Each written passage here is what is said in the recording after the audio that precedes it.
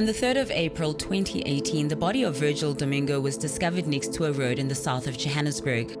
Her brother Rodney Krotz says her family had been looking for her for days when he came across a news report online. And how they described a body they found in the south of Johannesburg, I instantly knew it was my sister. The two of them had been very close. We shared the same birthday, we've worked together. She was like that one person whenever something wasn't going right in my life, I knew that I could count on her. Virgil's death was a mystery, but there was a lot of evidence left behind.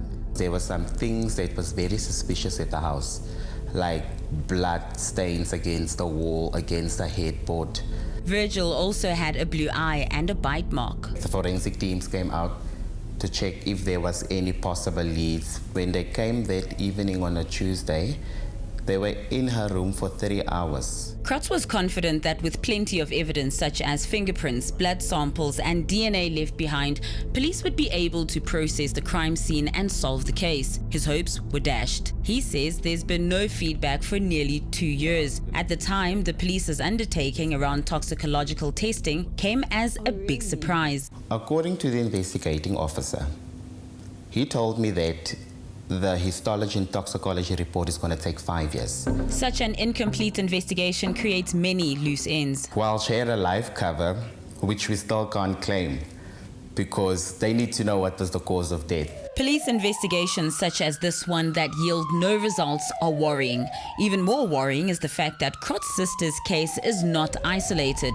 There are countless others, and contributing to this are backlogs in processing evidence. For example, there is currently a backlog of 23,000 DNA samples. Gareth Newman of the Institute of Security Studies says the police's investigative capabilities have been deteriorating steadily. You see big reductions in the detection rate. For example, in 2012, the detection rate for murder was almost 32%, which means that they were able to solve and close about 32% of the cases reported for murder. It's dropped to 20% of this as of the most recent report. And you see that for various other crimes. South Africa's crime investigation and forensic services are suffering in a number of problem areas. Crime scene investigators have reported that conditions in the South African Police Service have deteriorated to such an extent that they cannot investigate crime properly. Nationwide CSI officers have basically run out of fingerprint brushes and powders. But at the end of the day, we don't have any powders, we don't have any brushes, we don't have any lifters due to the procurement process. This is a complete fingerprint kit. It has all the brushes, the powders, the lifting tape. But these are in short supply in South Africa because no tender has been awarded for several years. Brigadier Vish Naidu is the police spokesperson. He says it's a dispute with a supplier that's resulted in the police service procuring consumables not through tenders, but on an ad hoc basis through requests for quotations. There's been not a shortage, but there's been a reduction of consumables because we can only buy the consumables as and when the need arose. But the allegations go further. The special light sources to detect bodily fluids and fingerprints are not serviceable because the supplier has not been paid.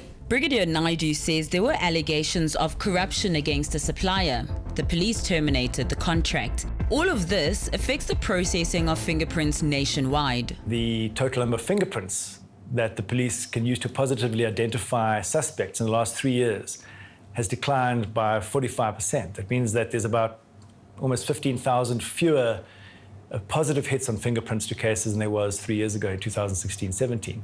More disturbingly, the other forensic exhibits related to DNA, drug testing, we've seen a massive decline in the last 3 years. 222,000 fewer exhibits were analyzed in the most recent financial year than was the case 3 years ago.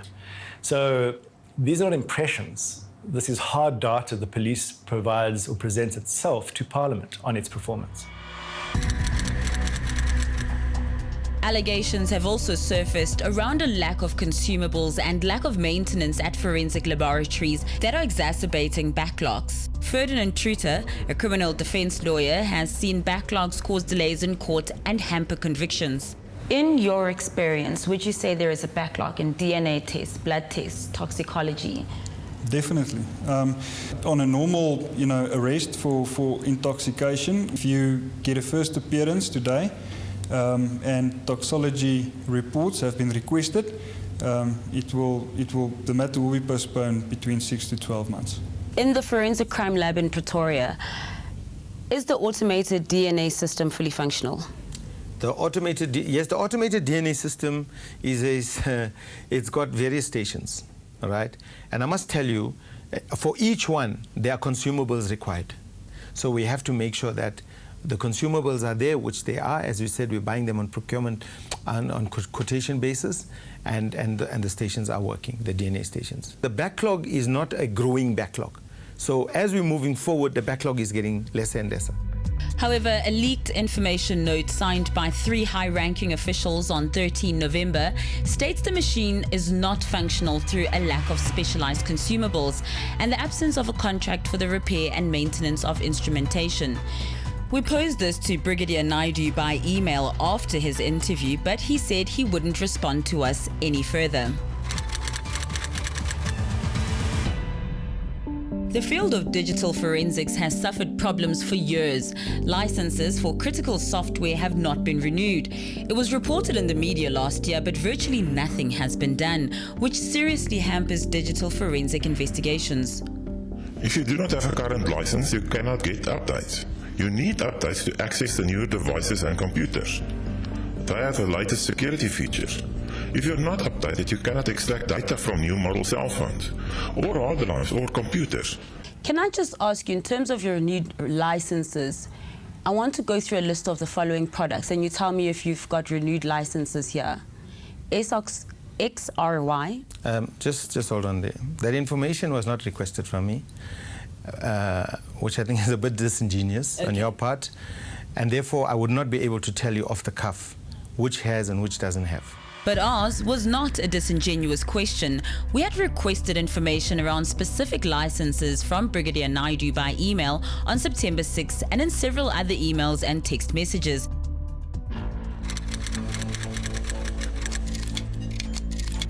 Reports surfaced over the last 2 years that the police have nearly run out of bullets as their supplier, Denal, had stopped manufacturing. A shortage means that officers could not qualify to obtain permits to carry weapons, and many had to work without firearms. That problem has since been resolved. We've entered into a 3-year contract with them. We already started taking delivery of ammunition in quite significant amounts.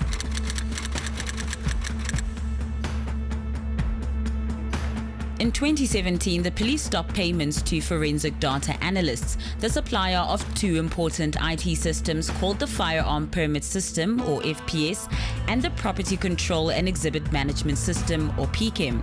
They said it was because of fraud, but no evidence has been produced to substantiate the claim. The FPS and PCAM systems are absolutely crucial for the functioning of the police and have relevance for the entire criminal justice system. FPS is a biometric system that locks in police members and keeps track of all firearms issued to the police. PCAM keeps electronic track of millions of exhibits and evidence. After months of non-payment, FDA switched off the systems in April 2018, but the police and the State Information Agency brought the system back online. Court cases up to the Constitutional Court level ordered the police in scathing terms to either stop using the systems or pay FDA to acquire the systems. This has not happened. It is still being used. The 2 parties are currently in court-ordered talks. FDA declined to comment. The court ruled that you do owe them money as SAPS. Yes, but we are in discussions with them. We are in discussions with them, and I said to you, I'm not going to discuss with you or expose what discussions we are in. They know exactly what we are discussing with them, and they know exactly what we are agreeing on. Shortages of basic crime investigation consumables seem to have been caused by the police avoiding the tender process and procuring goods and services through a quotation-based system. In addition, the police returned 1.1 billion rand not spent to Treasury last year. Can this situation be improved or turned around? One way is to appropriate new technologies to address backlogs and help in the fight against crime. 𝗀𝗁𝗃𝗿𝗃𝗧𝗃 of 𝗀𝗃𝗃𝗃 says there is amazing new technology available that can rapidly process DNA, yielding results in 90 minutes instead of weeks or months. When you arrest a person and you can hold him for 48 hours, the DNA Act allows you to take a sample from him.